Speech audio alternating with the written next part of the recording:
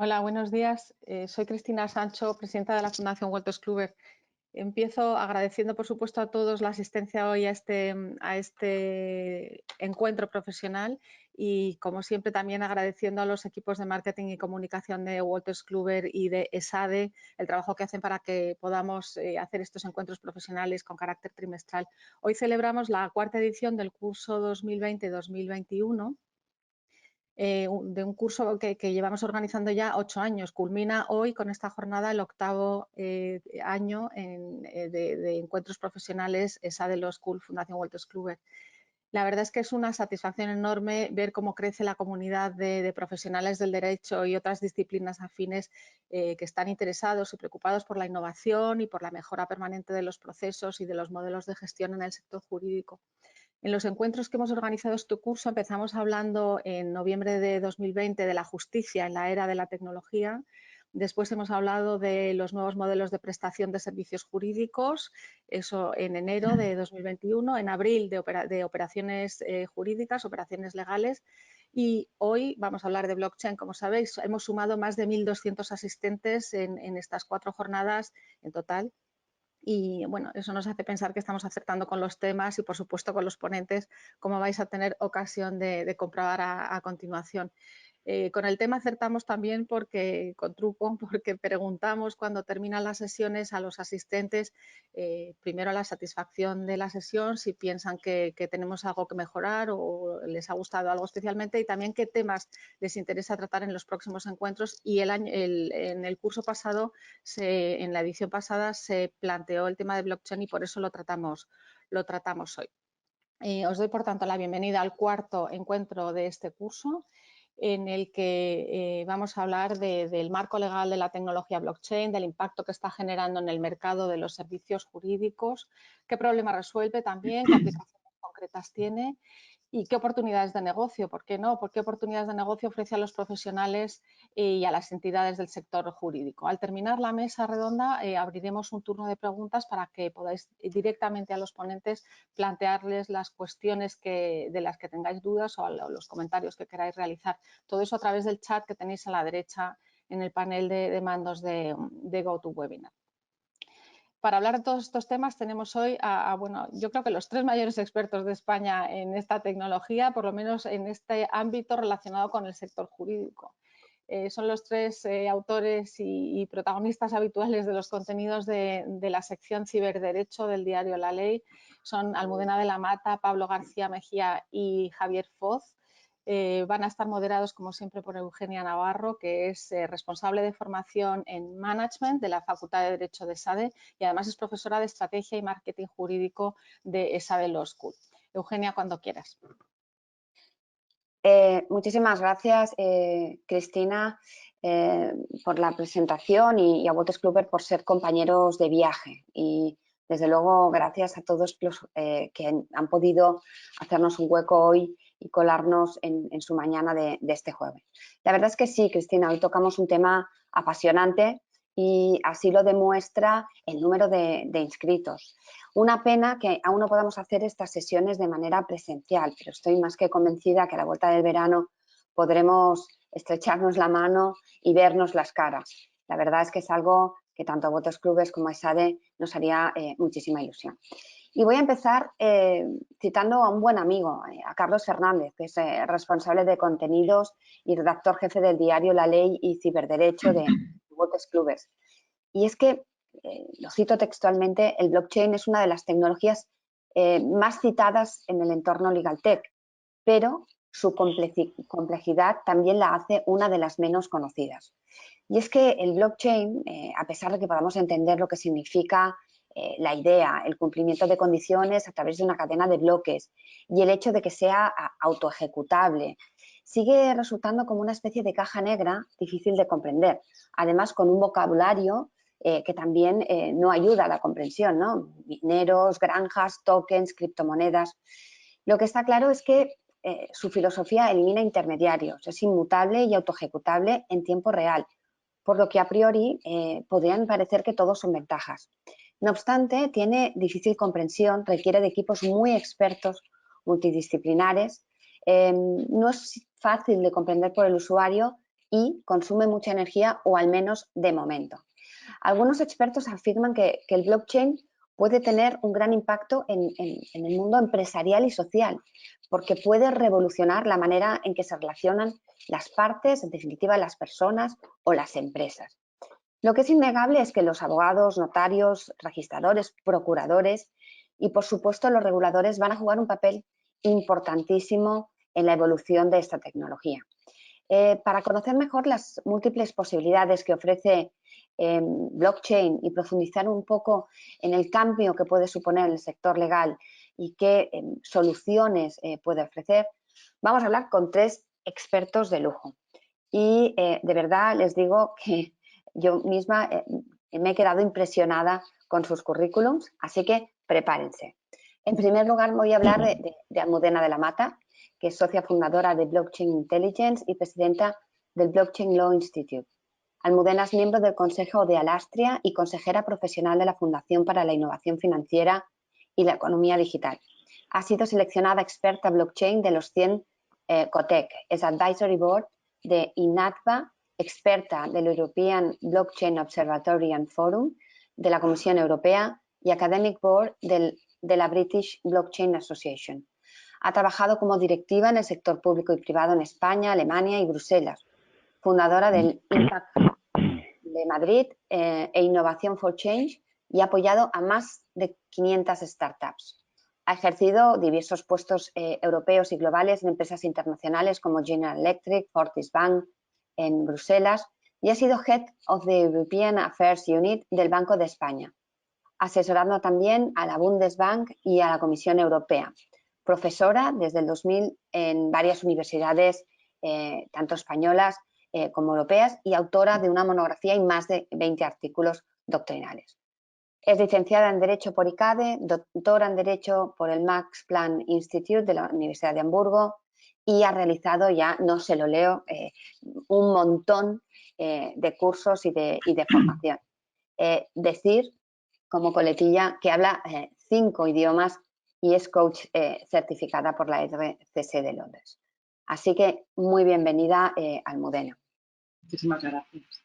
Seguimos con nuestro siguiente ponente, Pablo García Mexía, que es consultor director del Derecho Digital de Herbert Smith Freehills, es letrado de las Cortes Generales, cofundador del Centro de Estudios Sintagma.org, doctor en Derecho de la Universidad Complutense de Madrid, codirector del Máster de Protección de Datos de la Autónoma de Madrid y director de la revista de Privacidad y Derecho Digital. Ha sido profesor visitante del College of William and Mary en Virginia, Estados Unidos. Amplió estudios en Harvard Law School, en el Instituto de Empresa, University of Kent y la Universidad CEU San Pablo, entre otras cosas. O sea, he ido recortando. Es miembro del grupo de líderes en innovación de habla hispana, los 100 de COTEC, vicepresidente de Internet Society, del capítulo español y de la Asociación de Juristas como árbitro del Banco Mundial. Ha trabajado como consultor internacional para Naciones Unidas y la Unión Europea. Ha sido director de Recursos Humanos y Seguridad del Senado, secretario general de la Asamblea de Madrid y director de Relaciones Internacionales del Congreso de los Diputados. Autor de 9 libros, el que destaco es el Criptoderecho, la regulación del blockchain, y ha sido director de otros tantos, de 4 libros más sobre temas legales y referidos al mundo de Internet, así como más de 50 artículos y revistas. El currículum sigue, pero lo he acortado y destaco el premio Itaca 2019 al logro excepcional en ciberseguridad legal.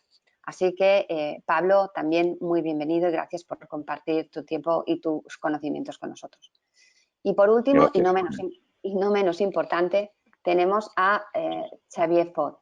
Xavier es socio del Departamento Mercantil de Roca Junyent y responsable del área de Derecho Bancario y Financiero. Es licenciado en Derecho por la Universidad Pompeu Fabra y máster en Corporate Finance and Law por ESADE. Es profesor del máster de IPIT y máster de la abogacía de esta casa, de ESADE, y máster de Tecnologías Blockchain de la Universidad Politécnica de Cataluña. Ha sido miembro de la Junta Directiva del Consorcio de Blockchain de Alastria y es mentor de proyectos blockchain de la aceleradora Connector. Entre otras publicaciones, es coautor del libro Blockchain, la revolución industrial de Internet. Bueno, después de estos grandes currículums, empezamos a entrar en materia. Y mi primera pregunta, que es un poco introductoria para todos, empezaré por Almudena. Almudena, ¿qué es el blockchain? ¿Cuál es y por qué es este vocabulario tan específico? Luego os iré preguntando a cada uno de vosotros. Muchas gracias por la presentación, muchas gracias por la invitación. Tenéis un poder de convocatoria maravilloso, no solo por la cantidad, sino por la calidad de los asistentes. Y estoy encantada de estar con los brillantes copanelistas para abordar todos estos temas que son apasionantes. Es verdad, vocabulario arriba o abajo, ahora veremos que es cuestión de desentrañar los conceptos y los juristas somos no solo capaces de abordar de sobra la materia, sino que somos esenciales y yo creo que incluso comprendemos mejor algunas cuestiones que otros participantes con otros backgrounds como los tecnólogos, ¿no? Porque esto trata de sistemas y nosotros entendemos muy bien los sistemas y los sistemas generadores de confianza y por tanto somos pieza clave en esta nueva revolución. ¿Qué es blockchain? Me preguntas. Pues mira, yo creo que desde un punto de vista más funcional podríamos decir que es un medio alternativo para conseguir confianza entre partes que no se conocen y de intermediación, sin intermediarios de confianza. ¿Y esto en qué se plasma? Pues en tres tipos de funciones fundamentales. Por un lado, todo lo relativo a la certificación, a mantener bases de datos con la garantía de que ese dato no ha sido modificado y con la posibilidad de atribuir esos datos a determinadas partes. Una segunda funcionalidad es la posibilidad de programar esas líneas del registro o de la base de datos de manera que podemos generar a través de smart contracts procesos automatizados. Y la tercera sería la posibilidad de generar activos digitales, representaciones digitales de valores y de valores o derechos, ¿no? Esas son las funcionalidades. ¿Cómo lo conseguimos? Pues lo conseguimos con yo siempre digo, la alquimia mágica de tres tecnologías: tecnología de registro, criptografía y distribución. Por primera vez se unió en Bitcoin y fue la primera vez que se consiguió la transferencia de valor de forma estrictamente digital, sin terceros intermediarios. Y yo creo que esa es un poco la idea. Y también una idea clave es, yo creo que lo que podemos hacer, el parangón con Internet, es el siguiente nivel de Internet. Internet, que lo conocemos todos muy bien y intuitivamente entendemos muy bien cómo funciona, es una red de nodos distribuidos que nos permite intercambiar datos de forma directa, estrictamente digital, entre partes que se conocen o no se conocen sin ningún intermediario, ¿no? Pues blockchain viene a aportar una siguiente capa que nos permite utilizar una red para intercambiar no solamente datos, sino valor. Y esa es y por tanto también es pues, de uso transversal, multisectorial, igual que Internet, ¿no? Se puede aplicar a prácticamente todas las industrias y las funciones. Pero seguro que mis compañeros pueden dar más luz a todos estos conceptos. Pablo, blockchain, ¿por qué tantos vocablos? ¿Por qué mineros, tokens, todas criptomonedas? ¿Cómo, dentro del concepto blockchain, qué significa todo esto? Eugenia, no sé si le hago un favor a Xavier o no, ya me lo dirá él después. Pero yo quería añadir un par de cosas a las magníficas definiciones de Almudena, que igual ayudan también al auditorio, e insisto, probablemente le haga un favor a Xavier porque podría precisamente contestar más específicamente a esos conceptos a los que te refieres. Yo quería añadir, porque siempre me ha sido muy útil precisamente para entender en qué consiste esta tecnología tan abstrusa. Almudena, me has escuchado alguna vez, y yo creo que también tú, Xavier, esta humorada, ¿no? De que esto del blockchain va de lo que nunca entendimos jamás, ni sobre los ordenadores ni sobre el dinero. Desde luego no es mía, demasiado brillante para serlo, pero bueno, ayuda un poco a atreverse a empezar a perderle el miedo a la cuestión. Bien, pues una de las ideas, yo diría que la que más me ha ayudado precisamente a perderle el miedo a esta vida, que también tuve yo que perderle el miedo a esta cuestión, y cuidado, le sigo teniendo mucho respeto, porque es una tecnología que una vez, fijaos, recuerdo hace pues año y pico, ahí estuviste tú de ponente, Almudena, en Málaga, Yo fui de soldado de a pie a aprender y bueno, pues me vi en medio de un taller donde estaban ahí los tecnólogos creando código. Fue una cosa tremenda, ¿eh? O sea, que cuidado, esto hay que seguir teniéndole respeto y eso le sigo teniendo muchísimo respeto. Pero, insisto, me ha ayudado muchísimo entender que en el fondo blockchain y en general las llamadas tecnologías de registro distribuido son un protocolo más. Son un protocolo más que corre por Internet. Esto probablemente os puede ayudar muchísimo. Y diréis, bueno, denme algunos otros ejemplos de protocolos que corren por Internet. Os voy a dar 2 ejemplos determinantes que os van a aclarar ya todo absolutamente. Uno es el protocolo del World Wide Web, el HTML, o el HTTP, perdonad, Hypertext Transfer Protocol, que es el que, bueno, pues ha hecho que precisamente Internet estallara ante el gran público hace ya 20 y tantos años, etcétera. Otro protocolo, pues el que precisamente da carta de naturaleza al correo electrónico. Bien, pues otro protocolo más sería justamente blockchain. Esto, insisto, creo que ayuda muchísimo. Luego ya a partir de aquí, dentro de cada uno de los protocolos, por ejemplo, lo he comentado antes, el protocolo que da vida a la World Wide Web es el que he mencionado antes, el HTTP. Fenomenal, pues dentro de ese protocolo, que es el de blockchain, pueden correr toda una serie de aplicaciones ya concretas. Léase criptomoneda, criptodivisa en general. Léase, y seguro que iremos a ello, y algo ha mencionado Almudena igualmente, de posibles pues certificaciones. Cualquier cosa en el fondo, lo comentaba ella misma, que tenga valor, para empezar por el propio dinero, ¿no? Por eso lo de las criptodivisas. Y luego una cosa que seguramente comentaremos después, que es lo de los NFTs. ¿Qué es esto de los NFTs? Pues los Non-Fungible Tokens.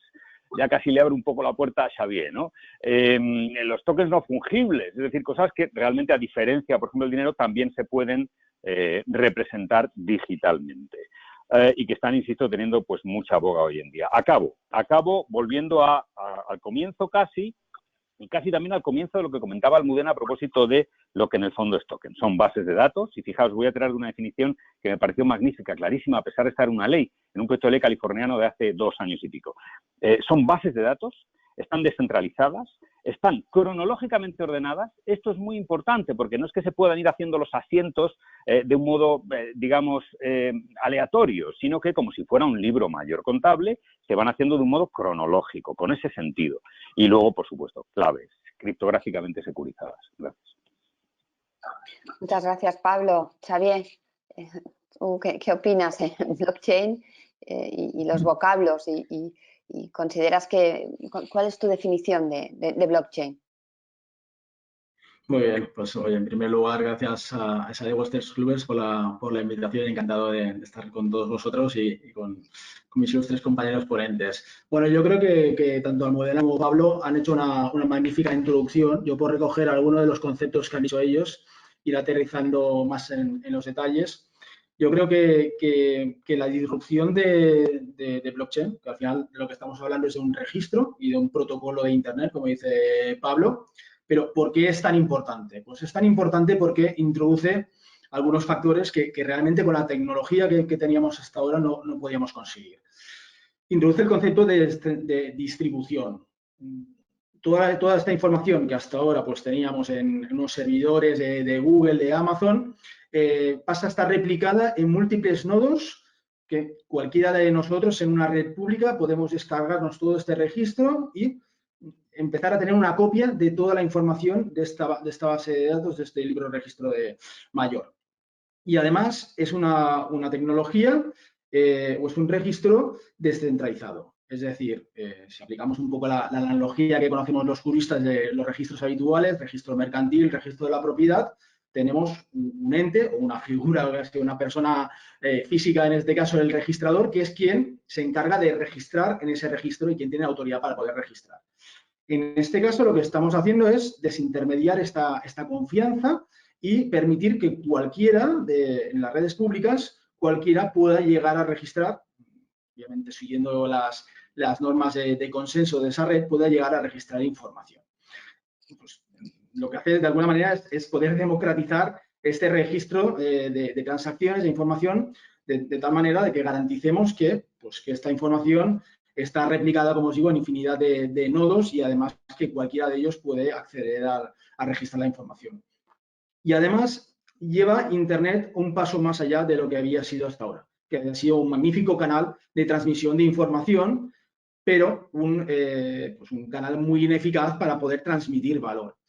Tanto es así que nosotros, para hacer cualquier operación financiera de transmisión de valor, al final necesitamos confiar en un tercero, que es el que nos provee la confianza respecto de esa operación. Y si es una transferencia bancaria, pues los bancos que intervienen entre el que envía la transferencia y el que la recibe, si es una operación en el mercado de valores, etcétera, pues también hay que contar con el agente de valores, con el depositario, con el custodio, etcétera. Con toda una serie de figuras que al final son los que aportan esa confianza. ¿Por qué? Porque en Internet, como lo conocemos hasta ahora, yo cuando envío un fichero, envío un Word que he trabajado, al final lo que estoy enviando es una copia de ese archivo. Esto funciona muy bien con la información, pero si yo quiero enviar dinero, claro, tengo que asegurarme que no estoy enviando una copia, sino que estoy transmitiendo aquella unidad de cuenta realmente. Es decir, que esa unidad se da de baja de mi saldo y se apunta en el saldo de la persona destinataria, igual que pasa en las cuentas bancarias. Pero esto en Internet, como os digo, hasta ahora no lo podíamos hacer sin un intermediario de confianza. Lo que permite es, blockchain, es permitir esta desintermediación de tal manera que la propia red es la que es garante, da la confianza de que esa transacción de valor se ha producido. Que cuando yo envío una criptomoneda, sea Bitcoin o la que sea, esa criptomoneda se da de baja de mi monedero y se apunta en el registro en el monedero de la persona destinataria. Y eso, obviamente, pues tenemos tiempo de comentarlo, es un cambio total en el paradigma de lo que había sido pues, la tecnología de Internet hasta ahora. Yo quería proponeros que hagamos un pequeño juego casi aquí y que montemos nuestra propia red blockchain con todos los participantes, aunque sea solo en nuestras cabezas de momento, falten los programadores, pero para hacer esto como más aterrizado, si queréis, nosotros podemos montar ahora mismo una red blockchain privada solo entre los asistentes a esta sesión. ¿Y cómo la montaríamos? Pues estaríamos estableciendo un registro, como ha dicho Xavi, muy bien, un registro de estos de una línea debajo de otra, para aludir también al concepto de Pablo del orden cronológico y vinculado de unas entradas a otras, ¿no? Y un registro, una base de datos al uso. Cada uno de nosotros va a registrar, va a convertirse en nodo, y nodo no significa otra cosa, por ir aclarando los vocablos que tú decías, Eugenia, que nos complican un poco, que nos generan miedo y luego no son para tanto. Cada uno de nosotros vamos a ser un nodo, que no significa otra cosa que vamos a tener un ordenador en el que vamos a descargar el protocolo que nos permite grabar la base de datos que hemos generado. Es decir, cada uno de nosotros va a poder tener como nodo una copia en tiempo real de esa base de datos y de los datos que se van generando en ella cronológicamente con el tiempo. Si yo ahora mismo te doy a ti, Eugenia, este lápiz, esa transferencia de valor la vamos a grabar todos, cada uno de nosotros, cada uno de vosotros que estáis en esta sala, en vuestro propio ordenador, y vais a generar, por tanto, una DLT, una Distributed Ledger, una base de datos distribuida. Ese registro de he pasado el boli, por tanto el lápiz, y por tanto he trasladado la propiedad de mí a ti, la criptografía nos va a hacer posible la integridad de ese dato, garantizar junto con la distribución que ese dato no es alterado, y además vincular esa propiedad o ese registro con una de las partes. Pasa el lápiz de poder ser utilizado por mí a solo poder ser utilizado por ti, porque eres tú la persona que tiene las claves que hace posible utilizar ese registro. Por tanto, ya tenemos una base de datos en la que registramos datos que no son modificables si la base de datos está bien construida desde un punto de gobernanza, que esto es otro tema que podemos abordar luego. No todo lo que llamamos blockchain realmente luego tiene las funcionalidades de blockchain y es blockchain de verdad, pero vamos a tener la certificación en la información grabada. Como todos tenemos esa misma información, yo puedo modificar mi registro, pero vais todos a contradecir ese nuevo registro mío, porque la mayoría de vosotros vais a tener una información diferente, ¿no? Por tanto, ahí tenemos una manera de comprobar y validar que el dato es íntegro y no ha sido modificado, además de con criptografía. Y así tenemos certificación de que el dato es íntegro, no ha sido modificado, un vínculo de ese dato y el dato representa o bien una información o bien un activo o podemos programarlo de manera que sea un programa de ordenador del tipo if-then. Si entra una información vamos a obtener una consecuencia, un programita. Entonces la línea del registro puede ser un dato concreto o puede ser un programa, y eso me va a dar las funcionalidades que apuntaba yo al principio: certificación, programación de actividades de manera que podemos trazar un proceso y generar un proceso automatizado, y la posibilidad de tener activos y trasladarlos digitalmente sin esos terceros de confianza a los que hacía referencia Xavier. Y yo siempre digo también, todos compramos en Amazon o en plataformas de Internet, marketplaces, y pensamos que es todo muy digital, pero en el fondo cuando analizamos esa transacción y la perfección de esos contratos,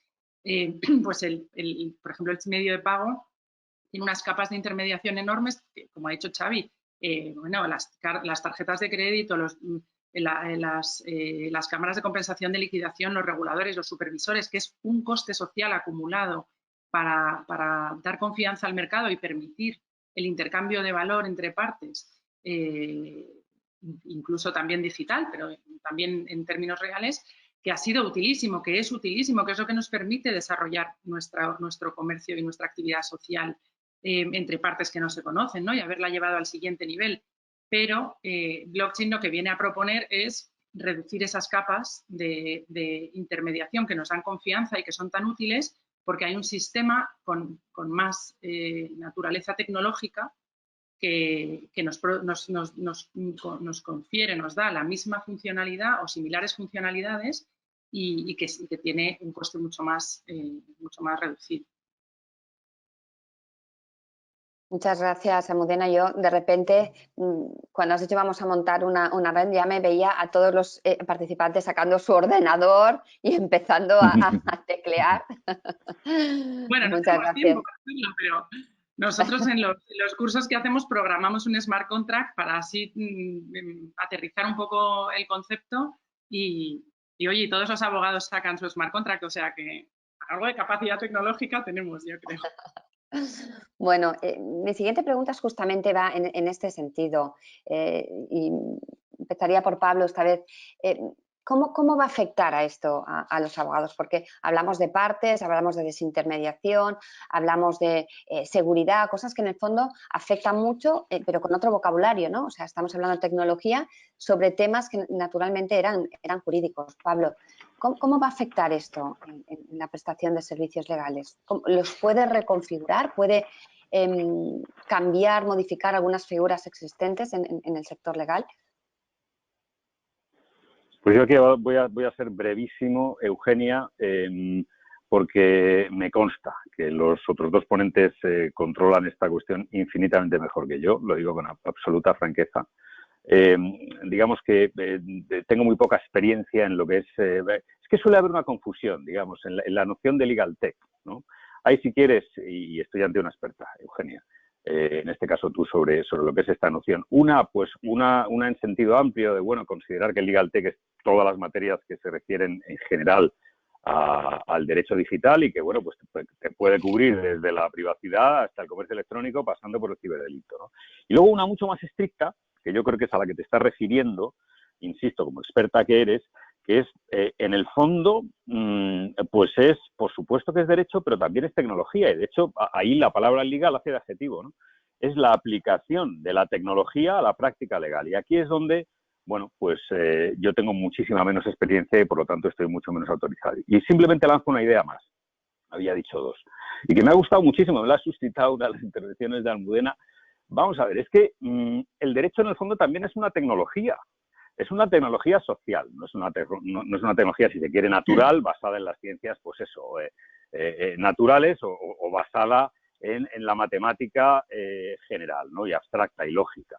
Y claro, desde ese punto de vista, insisto, a los juristas esto no se nos da tan mal, porque pensamos sistémicamente, pensamos sistemáticamente, porque resolvemos problemas, en el fondo, como hacen los propios ingenieros. Una de las cosas que me gustaba enseñar en mis aulas y a los alumnos era esta escena que vi el otro día recreada en una viñeta, precisamente, de un medio de comunicación, en la que en la película Pulp Fiction de Tarantino aparece este famoso señor Lobo, ¿no? Cuando está todo manga por hombro, la sangre por todos lados, los cadáveres por los suelos, y llega el señor Lobo diciendo, muy buenas, soy el señor Lobo, resuelvo problemas. Bueno, pues esto es lo que hacemos los juristas también, resolvemos problemas. ¿Este tipo de tecnologías nos ayudan a resolver? Por supuesto. ¿Nos van a ayudar? Por supuesto. ¿Nos tenemos que cerrar? Naturalmente que no. ¿Hemos de tener miedo? Mucho menos aún, porque tenemos una mente tecnológica, en el fondo. Y bueno, pues desde este punto de vista, yo creo que no solamente hay que estar abiertos, sino que estamos en magníficas condiciones para dar pasos. Y doy la palabra a Eugenia, francamente, porque aquí no me voy a autorizar a decir absolutamente nada más. Muchas gracias, Pablo. Xavier, ¿cómo crees que va a afectar? ¿Y qué tipos de blockchain nos podemos encontrar? ¿Y cómo esto va a afectar a la configuración de los servicios legales? Mira, yo la primera vez que me interesé por blockchain fue en no era ni conferencia, era un meetup de estos que hacen emprendedores, y yo era el único que estaba ahí con traje y corbata en aquel entonces, cuando aún se estilaban las corbatas, que parece que ha pasado mucho tiempo, no lo tanto. ¿Ya no se estilan? Xavier, esta pregunta es muy importante. ¿Ya no se estilan las corbatas? Ya no se estilan mucho. Yo ya leí que una de las principales cadenas de corbatas del mundo había hecho concurso de acreedores, y la verdad es que no me extrañó lo más mínimo. No creo que sea el negocio más indicado para poner una tienda hoy en día. No, pero os iba a contar, estaba en ese foro, yo era el único abogado que había, se detectaba porque era el único con traje y corbata, y bueno, empezaron a explicar todo aquello mucho más técnicamente, todo lo que hemos estado explicando, y para desarrolladores y emprendedores, y yo la verdad es que no entendía nada de lo que estaban hablando, me sonaba todo chino, hasta que uno de los ponentes dijo, y lo mejor que tiene blockchain es que por fin nos vamos a poder librar de los abogados. Entonces fue cuando ya le presté atención y dije, pues sí que me interesa aquello, ni que sea como un medio de supervivencia, por si tengo que poner una tienda de corbatas dentro de poco, vamos a enterarnos de qué va esto. Entonces empezaron a hablar de los smart contracts, de cómo los smart contracts iban realmente a reemplazar a esos pesados y caros abogados, ¿no? Y la verdad es que 11 años después del white paper de Satoshi Nakamoto, donde se ponían las bases un poco ya no solo de Bitcoin, sino del sistema peer-to-peer distribuido, realmente creo que esto no ha sido así y creo que tampoco va a ser así en el futuro, ¿no? Y un poco igual que hablábamos con LegalTech, y como se suele decir habitualmente, yo no creo que LegalTech o que blockchain o los smart contracts vayan a reemplazar a los abogados. Sí que creo que los abogados que estén familiarizados con esta tecnología, a lo mejor sí que van a reemplazar a los abogados que no se pongan a ello, ¿no? Que realmente pues crean que esto no va con ellos, y con esto hablo tanto del LegalTech como de blockchain, porque al final sí que lo que blockchain provoca o tiene que provocar es una reflexión en todas estas profesiones legales, realmente en dónde está el valor real que aportan, y aquello que hasta ahora pues se ha venido haciendo porque no había otra manera más eficiente de hacerlo, pero que a lo mejor ya no solo con blockchain, sino con inteligencia artificial, con machine learning, con todas las herramientas de LegalTech. Y yo creo que aquí es importante tener en cuenta que muchas veces las aplicaciones de blockchain no son únicamente basadas en blockchain, sino que son una combinación de tecnologías, dentro de las cuales blockchain es una pieza más importante, pero vinculada con otras. Entonces, sí que estamos viendo pues, que a lo mejor particulares que antes iban a un abogado a pedirles que les redactara un contrato de alquiler, pues ahora directamente pues entran en una plataforma de modelos de contratos, se lo descargan de ahí, con suerte pagando, y se redactan su propio contrato. Que esto vaya a pasar, que haya un smart contract que pueda regular un contrato de alquiler sencillito y prever un escrow para la fianza, etcétera, seguramente. Que realmente todos los contratos los podamos trasladar a blockchain y la intervención del abogado sea aquello redundante y caigamos todos en manos de los ingenieros informáticos y desarrolladores. Ahí ya tengo mis dudas. Pero yo creo que esta reflexión que vale para los abogados vale igual para los procuradores, y ya con el LexNet ya la han empezado a hacer, con blockchain la tendrán que hacer más. Para los notarios igual también, con todos los temas de identidad digital. Ahí los notarios yo creo que tienen una suerte, que es que la valoración de la capacidad y de la comprensión aún para determinados actos jurídicos, pues eso no lo podemos delegar en una máquina hoy en día, ya veremos más adelante. Y los registradores, pues 3/4 de lo mismo, ¿no? Y cuando hablamos de un registro descentralizado, pues ahí uno de los primeros que se puede poner a temblar son los registradores. Pero ellos también ya hace tiempo que han reaccionado y ya hace tiempo que se están posicionando como realmente los garantes para poder precisamente en la tokenización de activos, pues ser ellos la palanca iniciadora de la tokenización, dando pues esta fe de que un activo registrado pues se tokeniza, con lo cual ya ellos mismos están buscando cómo se van a reconvertir, ¿no? Entonces, yo creo que ese es el gran hito de blockchain, ¿no? Que nos ha puesto a todos los profesionales del ámbito legal a pensar un poco think out of the box, ¿no? En qué es lo que veníamos haciendo y qué es lo que tendremos que hacer en el futuro para no ser barridos por la tecnología en general. Muchas gracias, Xavier. Almudena, ¿cuál es el estado real de la utilización del blockchain en España? Hablaba de tokenización de activos. Te pediría, Almudena, que nos explicases también un poco qué es la tokenización de activos, y hemos visto pues desde aplicaciones de blockchain a lo que son herencias, los propios NFTs, tokens, los tokens polvo que además sirven para causas benéficas. ¿Cuál es realmente la aplicación real en España del blockchain?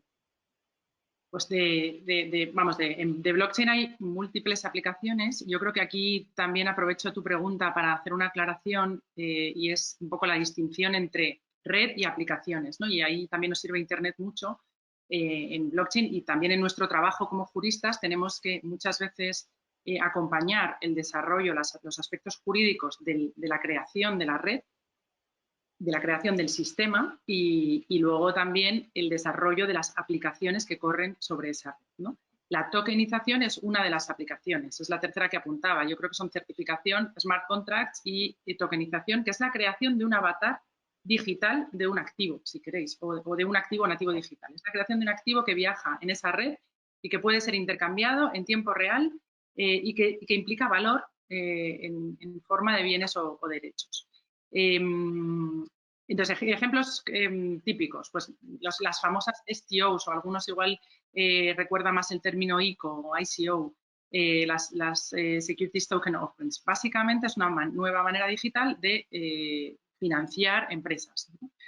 ¿Cómo? Pues creando si queréis, una ficha, por ponerlo en términos muy visuales, muy pedagógicos, digital, en la que incluimos determinados derechos a cambio de los cuales recibimos capital. Dependiendo del contenido jurídico y de la forma jurídica que yo utilice en la construcción de ese activo, la naturaleza jurídica de ese negocio, de esa relación, va a ser una u otra, ¿no? Va a ser algo en el entorno de los valores y, por tanto, sujeto a la aplicación de la normativa de valores y a la supervisión de la CNMV, o a lo mejor no, porque, por ejemplo, lo que estoy dando a través de esa ficha es la posibilidad de utilizar mi servicio o la posibilidad de participar en determinadas partes de un proceso. Bueno, pues tú me das capital para financiar mi empresa y yo te doy una ficha digital que te permite hacer determinadas cosas en mi entorno empresarial. O yo te doy una ficha y eso está representando un valor, una parte de mi empresa, unos derechos sobre ella o este tipo de cosas, ¿no? Pero otro ejemplo de tokenización es, por ejemplo, en el mercado de la energía. Placas solares para generación de energía solar y para autoconsumo, el excedente lo pongo en red y recibo tokens a cambio que puedo o bien utilizar en un momento posterior para el consumo de energía o bien tradear en un mercado secundario y venderlos a quien pueda necesitar energía en un momento posterior. Hay ejemplos de tokenización en el sector para motivar comportamientos, que ahí también hay una cuestión ética interesante en la que los juristas creo que podemos participar en la reflexión. Yo te doy tokens si tú haces determinadas cosas, ¿no? Si tú tienes un determinado comportamiento o me ofreces prueba de haber cumplimentado determinados hitos. Esto se ha puesto en marcha, por ejemplo, en Telefónica, en BBVA, en el entorno de recursos humanos. Si contribuyes a la formación de tus compañeros con tu propio conocimiento, te vamos a dar tokens que te permiten acceder a formaciones de escuelas de alto nivel, como por ejemplo ESADE, que antes a lo mejor estaban reservadas a la alta dirección. Bueno, en concreto esos ejemplos, tal vez yo creo que al ser una propia empresa no necesitas una red distribuida para generar la tokenización, pero en todos los entornos multiparte en los que hay varios intervinientes y puedes querer generar un comportamiento de determinadas partes en determinados momentos digamos, del íter de la relación, pues puedes utilizar tokenización. Cuando hablamos de tokens y las criptomonedas, ¿estamos hablando de algo parecido o las criptomonedas es algo diferente?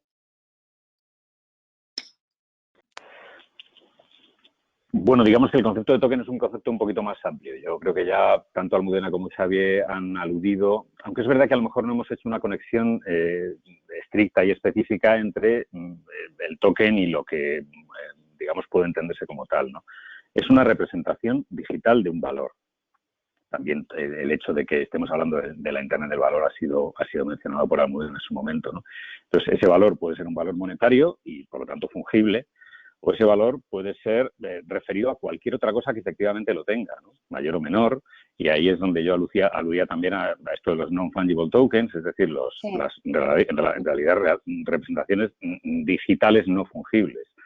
Podemos estar hablando de obras de arte, podemos estar hablando, bueno, incluso ya pues han salido hasta Twitch y cosas de estas, ¿no? Y por supuesto, pues ¿por qué no? Obras de propiedad intelectual que puedan ser libros, etcétera. Se puede tokenizar cualquier cosa que tenga un valor y por lo tanto se le puede dar esa representación digital. Eso es lo que es en el fondo un token. Permíteme virar un poco, Eugenia, hacia un par de ideas, volviendo un poquito a la pregunta, ¿no? En relación en particular con bueno, pues una de esas variedades de tokens que sería la criptodivisa, que sería la criptomoneda. Aquí es donde yo creo que realmente se está produciendo, sin perjuicio de toda esa serie de aplicaciones que por supuesto son importantísimas, que son ya presentes, es decir, ya no es que esto esté abriendo un futuro, no, esto está ya en el mercado, cada vez son más las empresas que se van lanzando, lo que ha comentado Almudena es enormemente esclarecedor en este sentido, pero yo creo que francamente que donde se está produciendo, a raíz de que al fin y al cabo el origen de esta tecnología es financiero y a raíz del hecho de que es blockchain la tecnología que anima a Bitcoin y fue Bitcoin un poco la que comenzó esta revolución, pues realmente esté siendo el sector financiero el que de un modo, si se quiere, de primera línea o de avanzadilla esté sufriendo una verdadera revolución, un verdadero impacto en este sentido. Y más en particular dentro del ámbito financiero, y lo hace ya directamente con tu pregunta, creo que realmente lo que está siendo absolutamente epocal, si me permites la definición, es la posible irrupción de las llamadas divisas digitales soberanas. Es decir, el hecho de que bueno, Banco Central Europeo, Banco de Japón, el Banco Central Chino, la Reserva Federal, etcétera, estén empeñados ya en la idea de lanzar divisas digitales soberanas. El proyecto en muchos países, algunos de los que he citado, tiene ya bastantes años, podemos estar hablando de 6, 8, incluso algún año más, ¿no? Y bueno, quedó metido en un cajón. Pero hubo un factor absolutamente determinante, que muchos recordaréis y del que se cumplen 2 años ahora, que es el proyecto de Facebook de lanzar una especie de criptodivisa que iban a animar, que llamaban Libra, lo recordáis, ¿verdad? Y que iban a animar nada más y nada menos que a través de los teléfonos móviles, a su vez activables por nada más y nada menos tampoco que más de 2.500 millones de personas que son los que constituyen su red. Claro, esto no ya es que alarmara, es que espantó a los reguladores mundiales y, por ejemplo, en ese congreso de Málaga que he mencionado antes, Almudena, no sé si estuviste precisamente en esa maravillosa ponencia en la que estuvo pues uno de los grandes representantes de Facebook, estuvo un representante del Banco de Japón, otro de la OCDE, otro del Banco Central Europeo, magníficamente moderados y, bueno, pues ahí quedaron claramente evidenciados los espantos y los pánicos y un poco el acorralamiento al representante de Facebook, al que incluso, y esto os va a ilustrar mucho, se le daba físicamente la espalda por todas las personas que he citado, por todas salvo por la moderadora. Bien, curiosamente, lo que más me llamó la atención, y enlazo una otra idea importante de esa mesa redonda, fue que la palabra China y la palabra yuan no apareció en ningún momento, es que ni se mencionó, ni se citó. Yo, pero ¿cómo es posible? Y ese es el segundo factor que ha mencionado, que explica que estemos asistiendo a esta verdadera potencial revolución de las criptodivisas soberanas. Y es que China tomó nota de esta idea de Facebook y dijo, para llegar aquí una potencia privada occidental a imponerme esta red, madre mía, de ninguna manera. Y aceleraron este proyecto que estaba, insisto, en el cajón del e-yuan, hasta el punto de que ya hay, en este momento, hay cientos de miles de personas en China funcionando con un yuan digital. A partir de aquí, pues claro, se abre el gran dilema para Occidente. ¿Qué va a pasar? Occidente va a seguir esta estela. Por cierto, la criptodivisa de Facebook se va a relanzar con un nuevo nombre que se va a llamar Diem, Día en latín en acusativo, y que, bueno, pues vamos a ver por dónde tira, ya digamos que quizá más respetuosa con la regulación financiera de lo que a lo mejor inicialmente iba a ser, etcétera, etcétera. Pero digamos que esto plantea problemas que dejo simplemente sobre la mesa como, pues bueno, control de capitales, que claro, a China, que lo tiene ya, pues ningún problema. Problemas como la intermediación bancaria, nada más y nada menos. La verdad del Banco de Japón, por ejemplo, en esa mesa redonda decía, ¿y quién nos va a dar la hipoteca ahora? Claro, de ahí ese escepticismo preliminar. O problemas enormes el de la privacidad. El hecho de que tu cuenta ya no esté en un banco, en ese caso, sino que esté en el Banco Central, es decir, en este caso en el Banco Central Europeo, claro, hace que el poder público conozca todos y cada uno de tus movimientos financieros potenciales. Bien, pero siendo esto así, parece que de la mano de estas dos iniciativas, que a su vez explican el origen, la de una gran empresa privada y la de los chinos, probablemente también Europa se vea abocada a la cuestión, ¿no?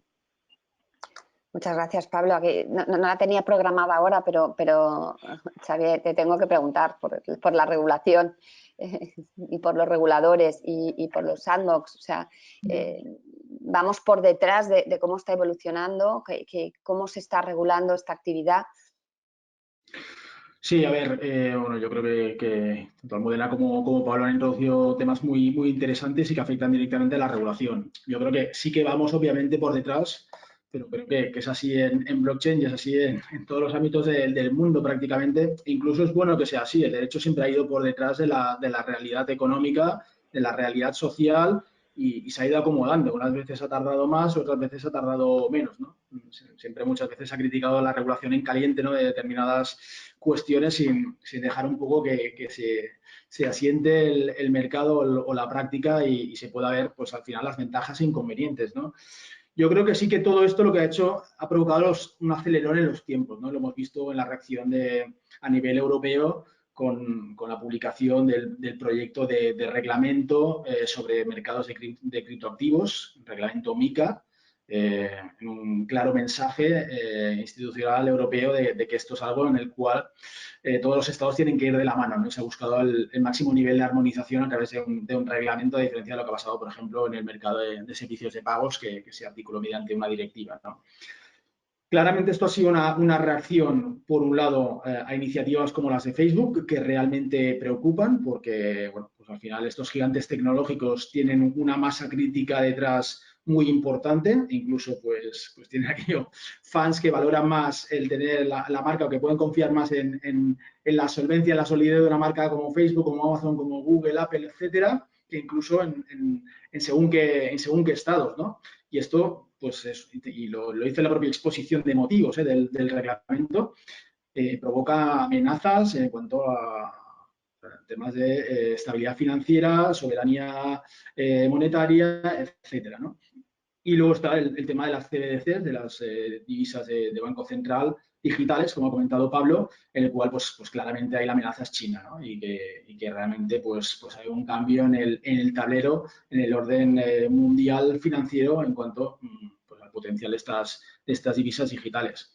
Yo, por añadir otro tema, digamos, éramos pocos y ahora El Salvador va y anuncia que va a aceptar Bitcoin como moneda de curso legal, ¿no? Cuando siempre hayamos ido explicando que las criptomonedas, Bitcoin, la primera, no era una moneda de curso legal porque al final, pues, era por convención entre las partes que se utilizaba como medio de pago, pero tú no podías exigir aquello legalmente, cumplir con tus obligaciones, pagar a tu acreedor y que él te tuviera que aceptar ese pago en una moneda que no era emitida para un banco central y que no era una moneda reconocida en esa jurisdicción. Pues bueno, ya veremos si es un tema anecdótico o no, pero bueno, está claro que es un paso más allá.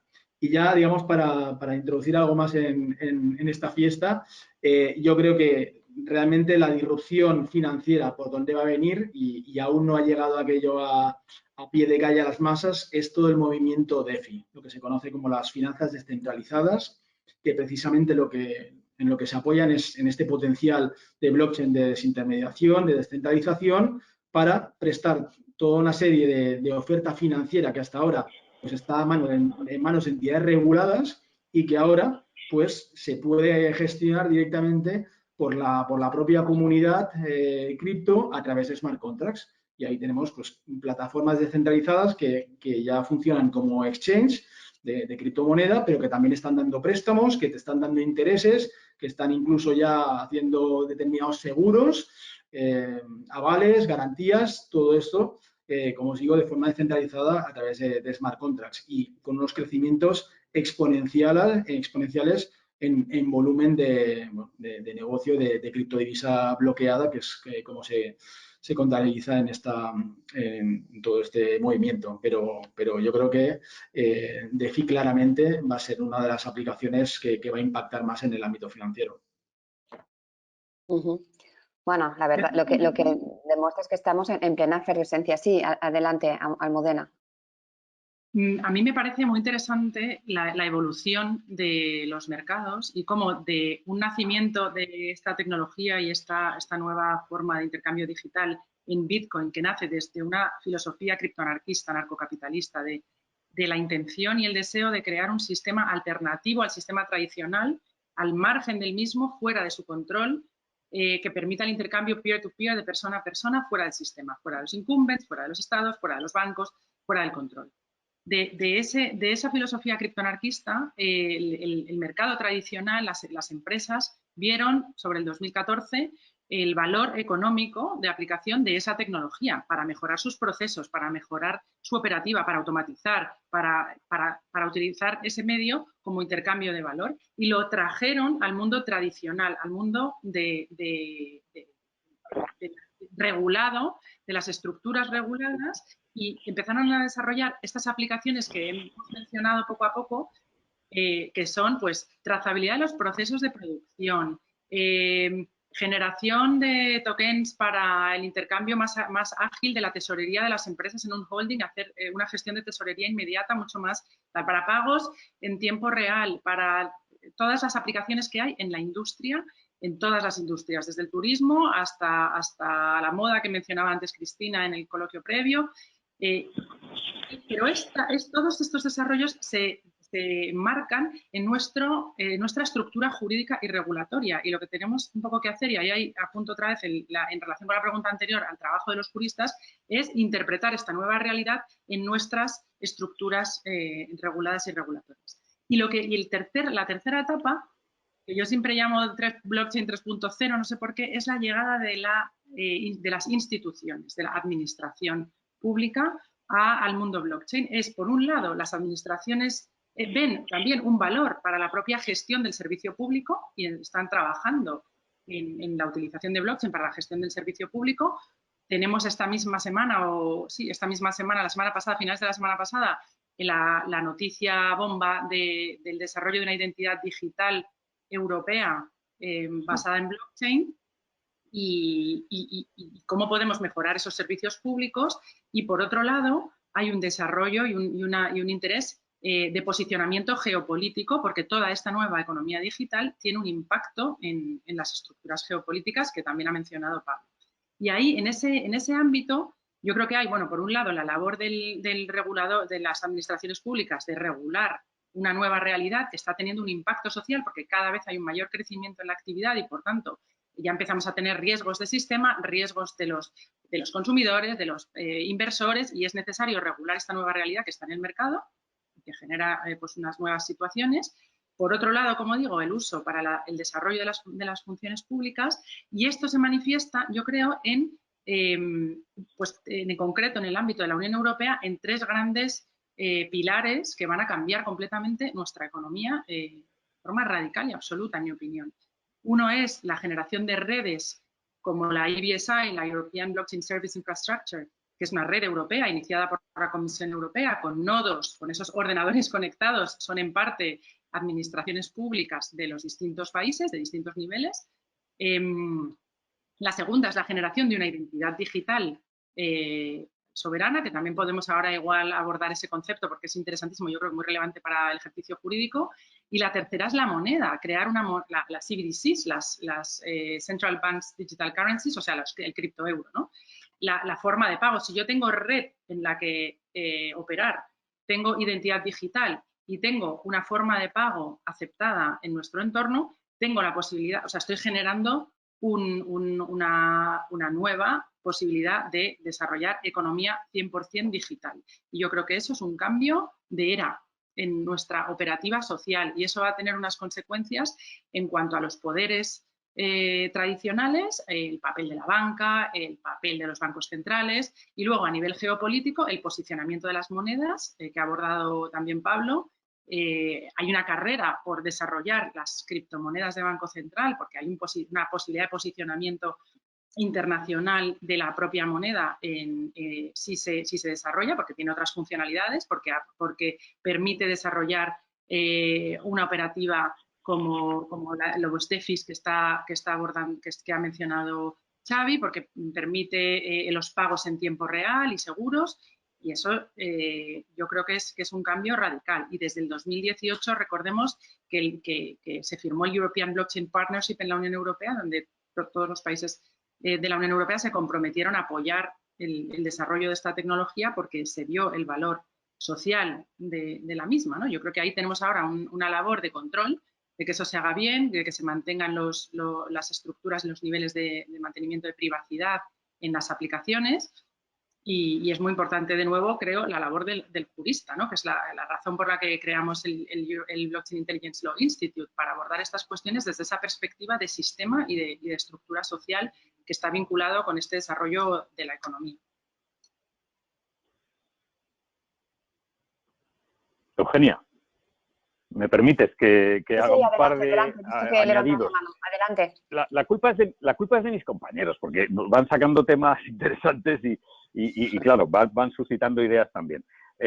Una es a propósito de smart contracts. Es que no me gustaría que se quedaran en el tintero. Vamos a ver, no son tan listos, ¿eh? O sea, a mí me irritó especialmente un trabajo que leí hace unos años de un par de abogados británicos, donde hablaban de que, bueno, o sea, you can be, pues eso, drafting your smart contracts, and then you have the damn contract in behind. Pero vamos a ver, aquí el código no es el listo y los humanos los tontos. Es más, el código en muchas ocasiones es perfectamente tonto. Seguramente, Eugenia, volveremos a esto un poquito después. ¿Y por qué? Pues porque es rígido, es terriblemente rígido. Esto explica los oráculos, etcétera, etcétera. Y claro, como es rígido, pues no se adapta a las circunstancias. No hace falta tirar de Darwin para saber lo importante que es evolucionar y adaptarse a las circunstancias. Entonces, vamos a situar un poquito las cosas en su sitio. Esto a lo mejor no es muy político, empresarial o legalmente correcto, creo que me seguís, pero me parece importante subrayarlo. Dicho lo malo, en relación con los smart contracts, ahora va lo bueno. Encajan perfectísimamente y esto, aquí sois la mayoría, o si no, pues casi todos juristas y por lo tanto esto vamos a aterrizarlo un poquito. Bien, y esto realmente, pues me pedían este ejercicio, pues desde mis compañeros de Londres me decían, oye, ¿y esto de los smart contracts cómo encaja en el ordenamiento español? Y bueno, pues tuvimos que hacer en el despacho este ejercicio de ver si realmente esto nos entra bien. Oye, nos entra a la perfección. Y es verdad que, pero es útil saberlo, y ahora os doy algún detalle, ¿no? Que así sucede en casi todos los ordenamientos del mundo. Pero, bueno, pues para empezar, la libertad de forma. Aquí, en el fondo, da lo mismo, que sea por código, que sea por escrito o verbalmente, lo importante es que estés vinculado, que haya un consentimiento válido. Bien, pues si esto es así, nos encaja a la perfección, nos encaja en el Código Civil. Pero es verdad que tendríais que tener en cuenta, por ejemplo, también cosas que impactan en normativa de comercio electrónico, que afectan a los smart contracts. Normativa como el propio Código de Comercio, en relación, por ejemplo, con entregas, etcétera, etcétera. Normativa de consumo básico, porque aquí no es todo B2B. Muchas veces puede que tengas un contrato inteligente, entre comillas, que vincule a consumidores y les afecte, por lo tanto, toda esta normativa debe ser respetada. En relación con jurisdicción, ley orgánica del Poder Judicial, etcétera, etcétera. Básicamente, esas serían las normas clave. Y en síntesis, todo esto nos encaja a la perfección. Una idea más, Eugenia, en este caso suscitada Lo de los Smarts venía por Almudena y lo que voy a decir ahora por Xavi, que es el Sandbox. A mí me parece un instrumento maravilloso. Ha empezado una vez más en el mundo financiero y sobre todo también en materias cripto relacionadas con los temas que estamos tocando. Pero afortunadamente se está extendiendo a cada vez más ámbitos del derecho digital en general. Y bueno, el otro día, pues por ejemplo, ya lo hemos visto en materias relacionadas con la inteligencia artificial. Está siendo incipiente. Es este espacio de pruebas que permite que la empresa se lance sin miedo a la sanción. Está siendo vigilada, está siendo controlada, por supuesto. Luego tendrá que pedir su autorización ante la Banco de España, la Comisión del Mercado de Valores, lo que sea. Pero está actuando sin miedo a la ley. Sobre todo, fijaos aquí, a lo mejor por parte del regulador ya, es más importante a lo mejor que no llegar demasiado pronto es no llegar tarde, porque precisamente hay iniciativas como estas que salva el Sandbox, afortunadamente, que en cambio pues podrían no salir por ese pánico en ocasiones que tienen las empresas a innovar porque, uy, Dios mío, qué sanción me pueda caer. Y por último, lo hacemos Sandbox también, sabed que está ya previsto en nuestro ordenamiento, es decir, una ley del año 20 que viene de un decreto ley y que es, o que se refiere a la transformación digital precisa del sistema financiero y que ha positivizado en nuestro ordenamiento las primeras muestras, por cierto, de regulación efectiva en España y en Europa del blockchain, que es prever el Sandbox en estas materias. Gracias, Juana, y perdona. No, muchas gracias, Pablo. Me vienen dos preguntas. La primera es, en la definición de smart contracts, ¿cuáles son los sectores que más los están usando? Y luego os tengo que preguntar también por las smart laws, ¿no? Que sería un paso más allá, ¿no? Las leyes autoejecutables. ¿Qué opinas, Xavier? Bueno, yo creo que ahí los smart contracts, donde creo que van a desplegar todo su potencial, es vinculados a temas de Internet of Things, ¿no? Todo lo que tiene que ver con desarrollo de nuevos modelos de negocio basados, como os digo, en aplicar diferentes tecnologías y ahí, por ejemplo, uno de los casos que se está hablando mucho es el de poder pues tener seguros que únicamente se tengan que pagar por uso, ¿no? Pues, el caso clásico es el del coche, ¿no? ¿Para qué tengo que pagar un seguro por mi coche que solo lo cojo los fines de semana? Cuando con la identidad digital que comentaba Almudena, unido a un Internet of Things, pues el coche mismo puede informar a la aseguradora en ese momento, puede informar de que está en uso y además quién lo está utilizando, ¿no? Y ahí de tener incluso diferentes primas en función de quién es el conductor en cada momento del coche, ¿no? Como eso, pues en multitud de sectores en los cuales pues esta combinación va a ser muy potente. Otro ámbito que se está utilizando mucho es todo lo que tiene que ver con el agroalimentario, ¿no? En la trazabilidad realmente de la cadena alimentaria, pues, y ahí, pues tanto para temas de denominaciones de origen, pues el sello ecológico, pero también para garantizar pues temas de mantenimiento de cadena de frío, ¿no? Y otra vez vinculado a lo que son o comercio justo. Todo esto es algo que está provocando una revolución en el sector agroalimentario muy, muy importante, ¿no? Y ahí al final es que las aplicaciones son infinitas y no somos nosotros, digamos, y ni tampoco los consultores de blockchain los que lo pueden decir, sino que al final son las propias empresas y los propios modelos de negocio los que tienen que repensar, igual que hablábamos de las cuestiones legales, y pensar en qué procesos, entendiendo la tecnología, blockchain les puede ayudar a ser más eficientes o a reducir costes, ¿no? De lo que decíamos, intermediarios de confianza que se podrían ahorrar. Un apunte también en lo que comentaba Pablo en relación con el Sandbox. Estoy de acuerdo con él que ha sido una medida muy, muy importante realmente para posicionar a España como un país en el que estamos apostando por la tecnología.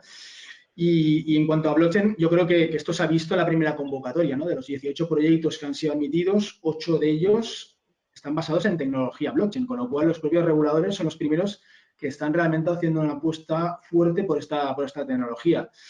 Nosotros hemos asesorado uno de los proyectos de blockchain que han conseguido entrar y en este caso pues es un proyecto para mejorar la trazabilidad de préstamos intragrupo. Vamos a trabajar con el Banco de España y ahí claramente vemos que es algo que redunda en beneficio de las empresas, de la transparencia, porque también los auditores pues estaban pidiendo una herramienta de este tipo y de los propios reguladores, ¿no? Con lo cual pues realmente es un win para todos los actores de este sector.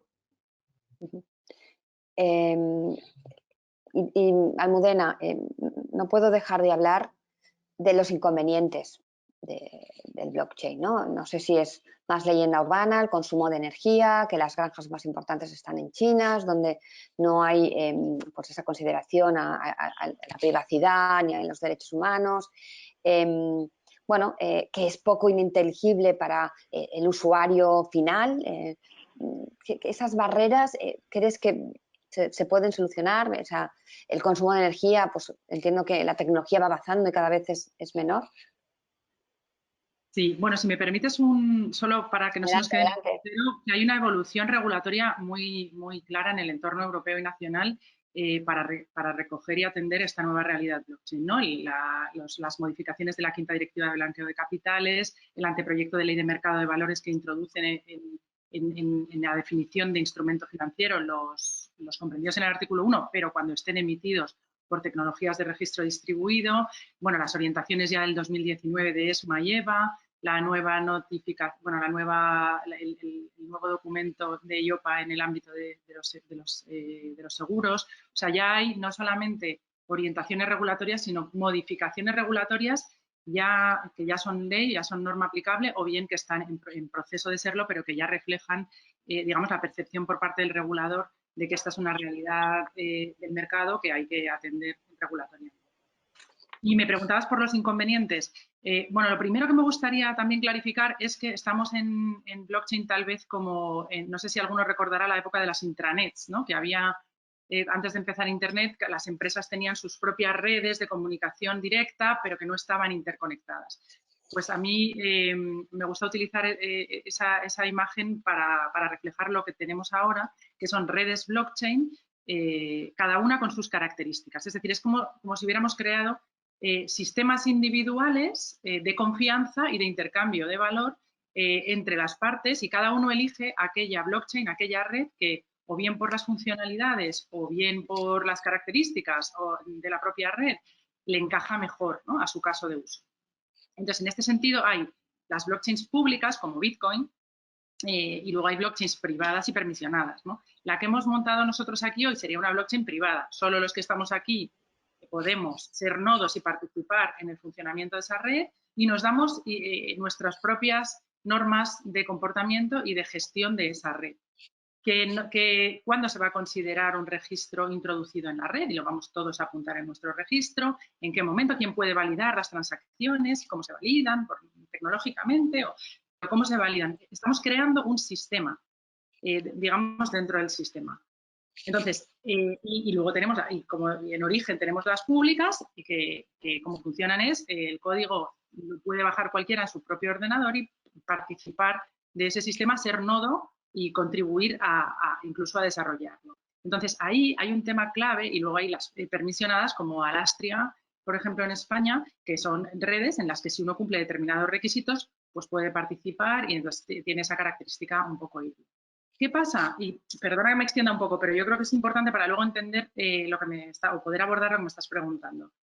En el entorno de las blockchains públicas, como Bitcoin, que tiene más de 10.000 nodos, el tema y que además tiene un sistema de validación muy basado en la filosofía criptoanarquista descentralizada, que requiere, digamos, la participación de muchos mineros, esos mineros que son los que realizan la labor de validar las informaciones que se suben, los hashes que se suben a esa red,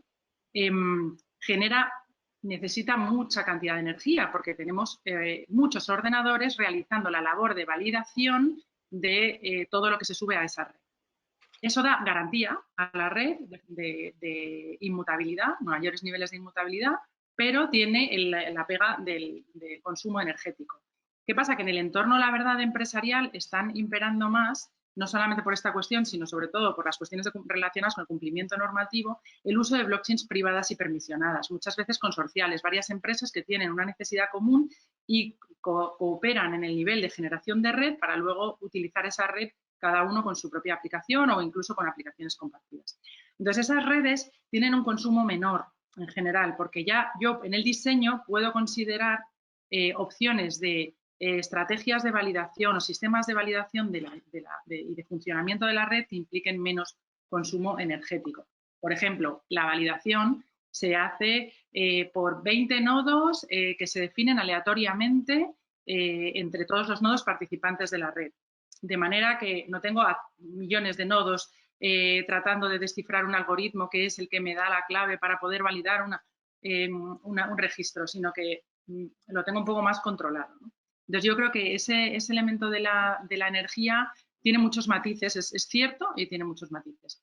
Vinculado con el funcionamiento de las redes desde una perspectiva de gobernanza está cuánto de segura es la red en términos de que realmente sea inmutable y qué poderes existen en esa gestión de esa red. Y eso es un tema que nosotros hemos trabajado mucho en el Blockchain Intelligence Law Institute, tenemos un laboratorio específicamente dedicado a eso, es un tema que a mí siempre me ha preocupado mucho, porque yo creo que en determinados niveles hay un mito de la descentralización.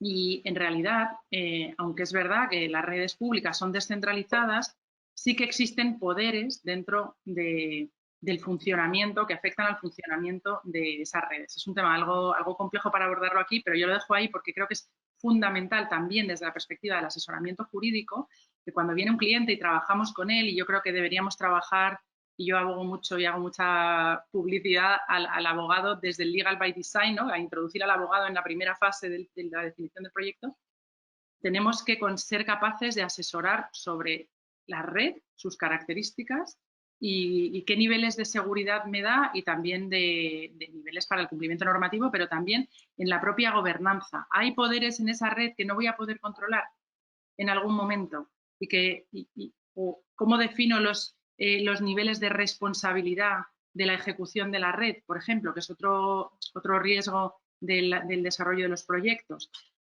Pues en las blockchains públicas es muy difícil definir las responsabilidades relacionadas con el funcionamiento de la red, porque es código abierto, los participantes son anónimos, hay una pluralidad jurisdiccional enorme, entonces es muy difícil desarrollar proyectos que luego queremos que sean compliant con nuestra normativa en las redes públicas. En las privadas, pues yo puedo definir niveles de responsabilidad de los nodos, de los distintos participantes de la red y también puedo vincular contractualmente esa operativa a determinadas jurisdicciones. O sea que es una cuestión, yo creo, más que de blockchain en general, es una cuestión de qué blockchain, cómo está configurada esa blockchain o cómo la quiero configurar si es de nueva creación, una blockchain privada, y cómo palío de alguna manera los inconvenientes que para el uso práctico en la economía real puedan tener las blockchains públicas. Entiendo que también es un tema de número de nodos, ¿no? Que eso también para consumo de energía es importante. Tenemos poco tiempo, pero no me gustaría dejar de preguntaros. Pablo, Code is Law, o sea, estamos viviendo en un tema que en la desintermediación, los abogados, en el seminario que asistió Xavi, deben de ir de la mano ya equipos multidisciplinares para abordar la complejidad de estos problemas, porque tienen dos vertientes. ¿Cuál es tu opinión? Digamos que has suscitado varios temas a propósito de Code is Law y a la vez, digamos que me habían quedado nuevamente en la mente algunas ideas a propósito de las intervenciones de Xavi y de Almudena. Code is Law, y por lo tanto las voy a ir tocando al hilo de... bueno, pues probablemente, pero digamos que se suscita un problema muy importante que es justamente esa inmutabilidad fundamentalmente de las redes públicas, otra cuestión importante. A lo mejor lo ideal es combinar una pública con una privada, justamente en función de lo que, como muy bien decía Almudena, pues tienes ventajas en una y tienes ventajas en otra, ¿no? A lo mejor una mayor agilidad te la da la privada, pero una mayor seguridad te la da la pública precisamente por el gran número de nodos que tienes en la pública. Pero vuelvo a la inmutabilidad o a la irreversibilidad. Recordad una de las intervenciones iniciales donde hablábamos de los asientos cronológicamente ordenados. Aquí no vas a capricho. Es decir, una vez el código empieza a funcionar, es como un tren al que no puedes parar si no es alterando reglas. Esto tiene también que ver con cuestiones de gobernanza que mencionó Almudena. Pero supongamos que, tienes un blockchain que, bueno, no es del todo respetuoso con el derecho de lo que debiera ser, ¿no?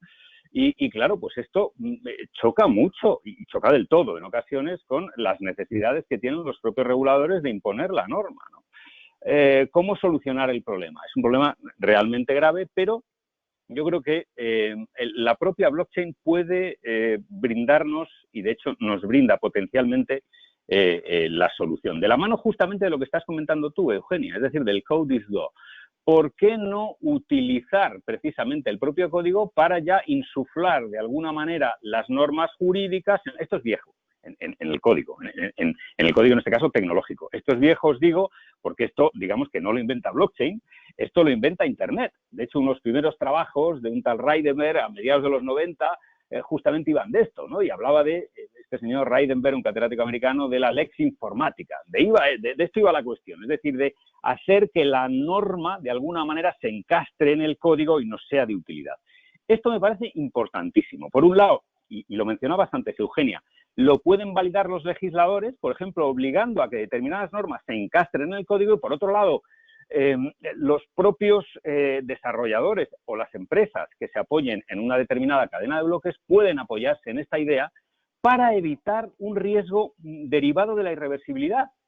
Y también, sobre todo en las cadenas públicas, del hecho de que estamos hablando de, pues eso, de redes enormes, despersonalizadas, descentralizadísimas, insisto, irreversibles. Y es el dar la impresión de que estás tratando de evadir normas, justamente amparándote un poco en el empleo de esta tecnología, que a la vez tiene, pues bueno, si se vincula sobre todo con Bitcoin, ¿por qué no decirlo? Me ha costado algún que otro disgusto a raíz de alguna cosa que he escrito, pero es verdad que no tiene una prensa ideal, digamos, ¿no? Porque es verdad que Bitcoin se utiliza muchas veces para cosas que no son muy buenas. Se me dice a veces, y también el metálico, obvio, pero bueno, el Bitcoin desde luego, ¿no? Al menos en línea. Y por lo tanto, esta especie de, lo mencionabas tú con esta frase, ¿no? De code is law, tiene, o podemos etiquetarla de un modo, si queréis, un poquito más amplio, ¿no? Es el insuflar en digamos, la norma en el diseño. Es lo que se llama el law by design, que a su vez es toda una tendencia general, no solo de blockchain, sino del entorno jurídico digital. Casi me atrevo a bautizarla, desde el diseñismo. Y se habla desde mediados de los 90 en privacidad, por ejemplo, de privacy by design. Ahora se empieza a hablar de governance by design en multitud de ámbitos, por ejemplo, la compliance. Y, por supuesto, también aquí, insisto, law by design. Por lo tanto, code, si me permitís la expresión inglesa, code may be law.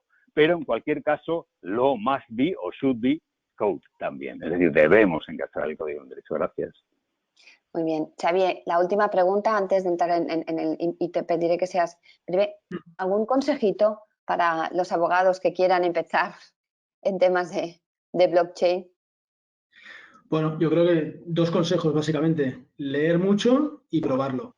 La mejor manera de entender la tecnología es utilizarla. Entonces, pues bajarte un monedero de blockchain, interactuar con alguna criptomoneda, poquito, intentar, como decía Almudena, pues practicar a diseñar algún smart contract y bueno, al final todo esto va muy de prueba-error y si los propios desarrolladores aún están en este estadio, pues imagínate los abogados, ¿no? Pero sobre todo es intentar estar al día, que es muy complicado, porque si ya es complicado estar al día del derecho, que ya no llegamos con las normas, ahora encima súmale la tecnología, es como aquello de, por favor, que quiero volver a ser un abogado aquellos de la máquina de escribir y que solo tenía que mirar el Aranzadi 2 veces a la semana. Y ahora bueno, hay que estar actualizado de la jurisprudencia, pero hay que también estar actualizado de lo que pasa en la tecnología. Entonces, bueno, es una sensación de ir todo el día corriendo, ¿no? Pero básicamente esto, leer y probar la tecnología. Muchas gracias. Vamos a dar paso a las preguntas del público. Cristina. Hola, la verdad es que ha sido tan interesante que yo aún me quedan cosas para preguntarles, pero entendemos que el tiempo es limitado. Me han llegado un par de preguntas y yo tengo una también, porque personalmente me preocupa la brecha digital si no se va a convertir en un abismo más que en una brecha con toda esta tecnología que parece que va a regir nuestras vidas en un corto plazo de tiempo. No sé qué opináis. Yo creo, yo me acuerdo de una máquina Olivetti que había en mi casa cuando yo era pequeña y recuerdo unas hojitas que había de Tipex para corregir y cuando llegó el primer ordenador, como a todos nos parecía ciencia ficción y sobre todo maravilloso. Pues yo creo que la tecnología es cuestión de diseñarla, utilizarla y controlar su uso para que tenga los efectos adecuados, pero en sí misma, en principio, viene a aportar pues progreso social, ¿no? O puede ser el caso. Entonces, lo que tenemos que hacer, yo creo, es desarrollar estructuras sociales de control del desarrollo y el uso de la tecnología y tal vez nuevos supervisores que sean capaces de entender cómo se está utilizando. Pero en sí misma la tecnología es buena y además nos puede llevar más que a la brecha digital, fíjate, yo creo que a la inclusión, porque a veces va a facilita operativa social a personas que ahora mismo están incluidas. De hecho, es la razón por la que, por ejemplo, el Banco Interamericano de Desarrollo está trabajando mucho en blockchain. Y aprovecho también para, ya que Xavi ha dicho que es importante leer, invitaros a entrar en blockchainintelligence.es. Tenemos muchos informes abiertos relacionados con cuestiones jurídicas de blockchain. Por supuesto, Wolters Kluwer, ni os cuento lo que tiene, pero nosotros tenemos también pues, blockchain en el ámbito de la administración de justicia y el foro, blockchain en identidad digital y cuestiones que tienen aspectos jurídicos un poco complejos de interpretar, que hemos tratado de invitar pues, un poco a los mejores expertos para que nos los desentrañen en textos abiertos y un poco en el marco del trabajo con el Consejo General de la Abogacía Española para que precisamente los abogados le pierdan el miedo a la tecnología, porque de verdad que entendidos los conceptos, al final yo creo que somos más que capaces de abordar todos los desarrollos vinculados con esta tecnología sin ningún problema. Son prácticas humanas y son relaciones humanas al final, y eso es lo que nosotros mejor controlamos. Es verdad que hay mucho sesgo, mucho prejuicio Un par de, relacionado con la tecnología. Sí, Pablo, dinos. Cristina, sí, no, rapidísimo al hilo de lo que todos estáis diciendo, empezando por Xavier, ultimísimamente Almudena y tú, ¿no? A ver, es fundamental, efectivamente, conocer los rudimentos. No puedes ocuparte, por ejemplo, de cuestiones relacionadas con la privacidad en Internet si no sabes lo que es una IP, o es muy difícil. Y en este caso concreto, pues, por ejemplo, no, pues no puedes saber realmente cómo tienes que regular algo o cómo tienes que ayudar a un cliente a elaborar un Smart Legal Contract, pues si no entiendes los rudimentos de la criptografía, es decir, del cifrado y pues esos bloques que mencionábamos antes o que a lo mejor no los mencionábamos del todo, pero que son pues esos paquetes de información que van, pues eso, securizados con una clave pública, una clave privada, etcétera, etcétera. Lo basiquísimo, para que te suene lo mínimo, pues tiene que estar ahí, ¿no? Pero, y esto es muy importante también, no es necesario ser tecnólogos. Es decir, que lo que pretende, por ejemplo, Almudena con sus ejercicios de relaciones smart contracts es ese, entiendo, Almudena, pues perder el miedo, insuflar rudimentos, pero no es necesario que los juristas seamos tecnólogos, porque si somos tecnólogos no somos juristas. No seremos buenos juristas ni seremos probablemente buenos tecnólogos. Es imposible ya hoy, en tiempos de Leonardo quizá, ser ambas cosas a muerte y a fondo. Acabo. Tampoco somos expertos en cómo funciona Internet. Oye, ya sabéis que sí, capas, luego bajar de las capas, empiezas con la red de la infraestructura, etcétera, etcétera. Pero en el fondo escarbas un poquito y, oye, vamos a ver, yo no soy capaz de explicar cosas que un ingeniero puede explicar y, en cambio, pues yo no. Insisto, lo básico sí, pero no es necesario conocer con un detalle absoluto, como si fueras un tecnólogo, la tecnología a la que te tienes que enfrentar desde el mundo legal. Tenemos más preguntas. Una relacionada con los principios éticos, porque dice quien nos pasa la pregunta que en relación con la inteligencia artificial, Europa tiene definidos unos principios éticos muy claros que se han plasmado en la propuesta de reglamento, pero ¿cuáles creéis que van a ser los principios éticos básicos que van a definir como fundamento una futura regulación de blockchain?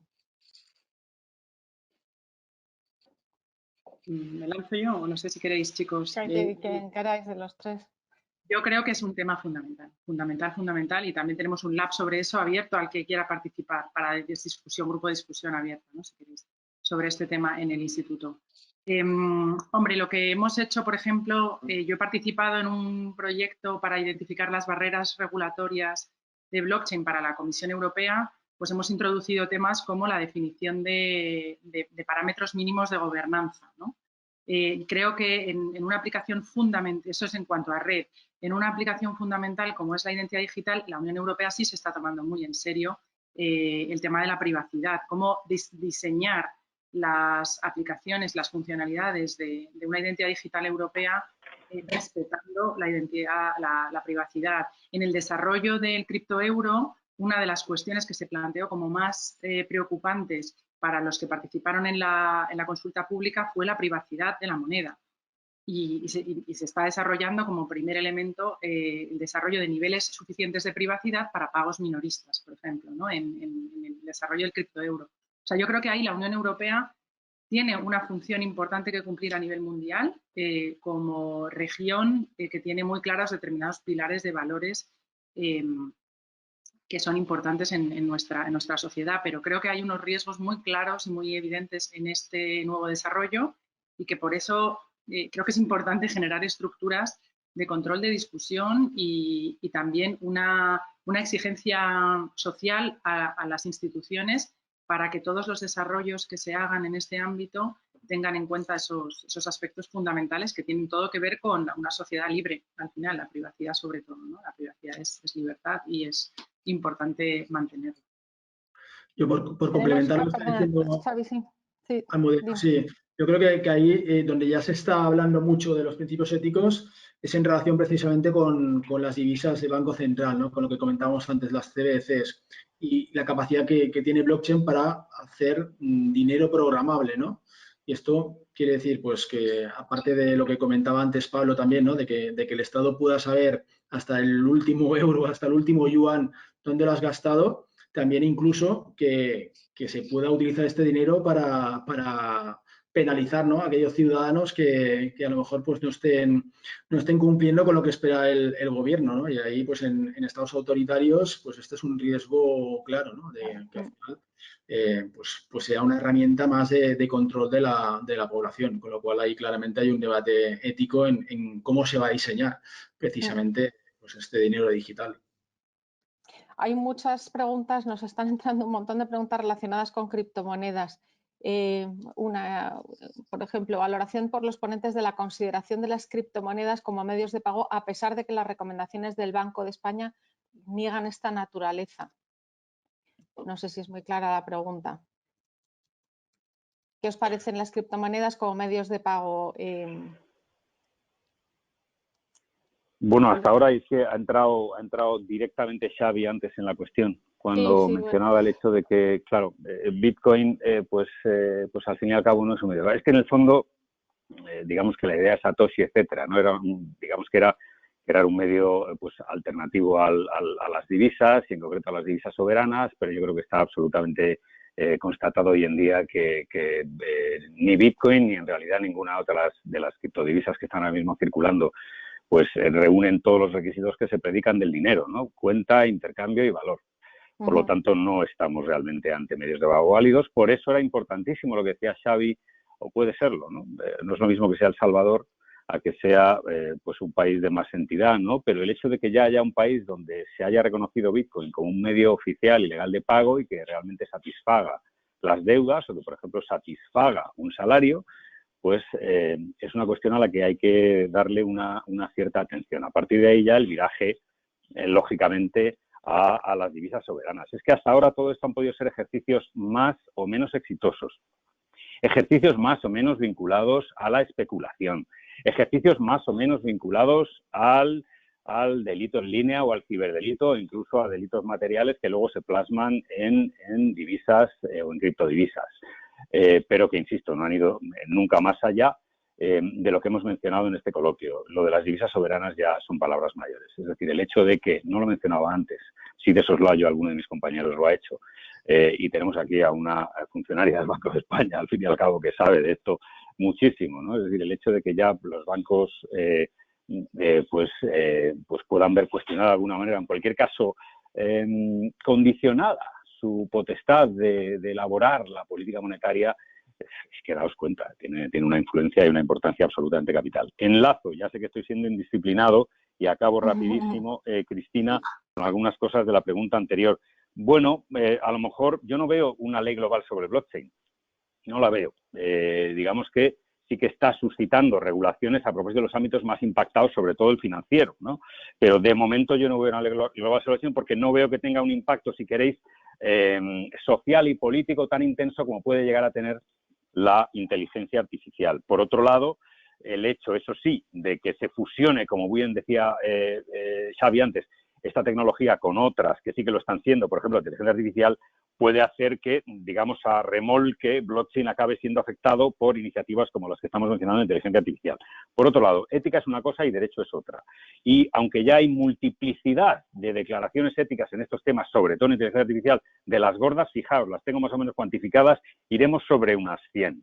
Bien, pues a pesar de ello, ya se está empezando a regular en serio, y en particular, sobre todo en Europa, lo decía Almudena, es que Europa es el estandarte mundial en materia digital, somos el paradigma regulatorio, para bien o para mal. Algunos dirán para mal, porque mira, fíjate, oye, por mucha regulación, al final nos pisan los chinos y los americanos con sus tecnologías. Y nosotros somos los líderes regulatorios, pero solo en eso. Y al final vamos a remolque de ellos en todo lo demás.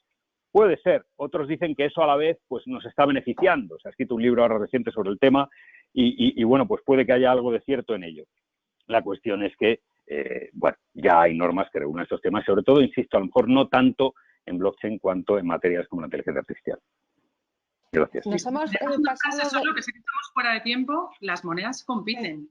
Y si hay funcionalidades que sirven más en determinadas monedas para los deseos de los usuarios, al final pueden estar compitiendo con las monedas de curso legal. Y ahí hay una acción regulatoria que puede paliar eso, pero hasta cierto punto, ¿no? En países donde hay alta volatilidad de sus monedas, pues ha habido criptomonedas que han servido de refugio. Y también de medios de pago donde a lo mejor no hay una cobertura y una inclusión financiera y un acceso a productos financieros por parte de los ciudadanos, pues tienen móviles y determinados recursos digitales sí que son útiles. Entonces, ahí está una batalla ahora, yo creo, o una nueva realidad de gestionar un mundo más complejo con nuevos participantes, con nuevas opciones que compiten con las monedas tradicionales en determinados aspectos. Nos hemos pasado un poco de tiempo, pero no me resisto a preguntaros una cosa que me parece interesante. Nos ha llegado una pregunta en relación con, con la regulación procesal, con las leyes jurisdiccionales. Pregunta un asistente si creéis que vamos a ver a medio plazo alguna modificación de esa regulación que permita usar blockchain para tramitar procesos judiciales. Bueno, ahí remito a un documento interesante, a un informe que ha hecho la magistrada Yolanda Ríos en estos informes que os comentaba antes, que trabaja precisamente esos aspectos, ¿no? de blockchain, por un lado, como medio de prueba en juicio, o sea, qué características, en qué blockchain tiene que estar ese hash de esa acción que yo quiero probar en juicio, el peritaje en el ámbito del foro y luego la posibilidad de uso en la administración de justicia. Yo creo que eso va a tardar más, sinceramente, pero que no es, o sea, yo lo que creo es que la European Blockchain Service Infrastructure va a facilitar mucho el uso de blockchain en la administración pública en general. Y que tal vez no solo la justicia.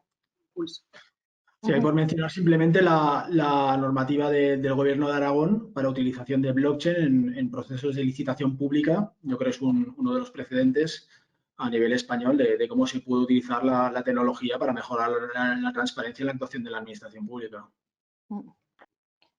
Una idea mini, porque ya íbamos derivando desde la administración pública, o más bien desde los tribunales a la administración pública, y es una idea que Eugenia nos habías planteado en digamos, la preparación inicial de este coloquio, que era qué pasa con los notarios y registradores, que ya había hecho alguna mención a ellos, pues que son unos cracks. Lo que pasa es que esta gente se ha puesto las pilas de un modo absolutamente admirable. Fijaos que les tenemos ahí, pues, conceptuados como gente, bueno, pues ya sabéis, ¿no? Como muy clásico, muy de corbata, muy de despacho tal y cual. Y oye, vamos a ver, han leído la cuestión de arriba a abajo. Una anécdota, dos de los mayores expertos en blockchain que tenemos en España y que yo diría que tienen un rango perfectamente europeo, los señores González Meneses y Ruy Gallardón, son notarios, son fedatarios públicos. Los registradores exactamente igual, están viendo cómo exploran esto. Y una de las cosas que nos planteábamos era, bueno, ¿esto puede acabar con ellos? Bueno, de ninguna manera.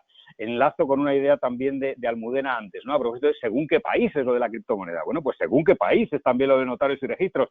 En Somalilandia o en el Sudán del Sur o en Irán, pues probablemente el blockchain pueda ser una alternativa perfectamente válida y sustitutiva, si se quiere, de un registro de la propiedad que a lo mejor no existe, ¿no? O de una fe notarial que tampoco existe, pero en países como el nuestro, donde es absolutamente sólida, es un medio absolutamente complementario. Una y otra cosa irán de la mano, en lo que también se preguntaba, entiendo que por supuesto también. Oye, no me resisto a decir que los registradores que has mencionado, que están liderando todo ese movimiento en los registros, hicieron en nuestra formación de experto legal en blockchain en el 2018, creo que la primera o la segunda edición del curso. Y desde entonces no han parado. Yo creo que ahí la importante distinción es que blockchain registra en el sentido de que apunta, pero no hace el control de legalidad que es propio de la labor registral, ¿no? Y ahí hay, yo creo, posibilidad de utilizar blockchain, pero con la actividad de validación de ese contenido legal por parte de los registradores. Yo creo que vamos a ese mundo, que haya una operativa conectada en el que todo suceda de forma digital, pero con validación y actividad de los fedatarios públicos, allí donde blockchain no puede sustituirlo. Hay cosas que puede hacer blockchain y otras no. O donde, por ejemplo, Almudena y Xavi y Eugenia y Cristina, pues precisamente a lo mejor la ausencia de una regulación que proteja especialmente al consumidor o al inversor puede hacer que el papel del notario o del registrador, quizá diría yo sobre todo el del notario, sea especialmente marcado y especialmente útil. Bueno, oye, Eugenia, yo creo que, en fin, nos ha quedado una sesión. Sí, yo creo que la verdad es que moderaros ha sido facilísimo. Ha sido facilísimo porque vosotros mismos ibais sacando los temas, con lo cual ha sido un placer. Yo creo que quedan muchos temas en el tintero, que daría como para más sesiones para hablar de blockchain. En cualquier caso, agradeceros a vosotros, a Wolters Kluwer, a Cristina, que nos hayáis acompañado en esta sesión. A mí me ha quedado muy claro que el blockchain está transformando la manera en que se van a relacionar las partes y la manera en que incluso pueden relacionarse las personas, las empresas, y que eso está llegando. Me quedo con tu idea de las intranets, ¿no? Y todo lo que ha evolucionado, Almudena. Y no sé, Cristina, si quieres cerrar. Sí, nada, decir que funciona claramente pedir a nuestros asistentes que nos sugieran temas porque este da muchísimo juego.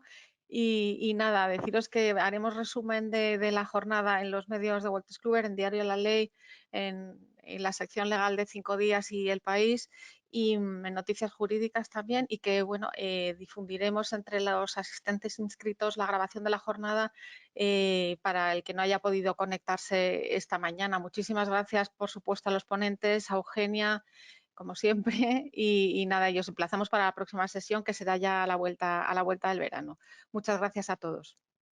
Muchas gracias. Gracias.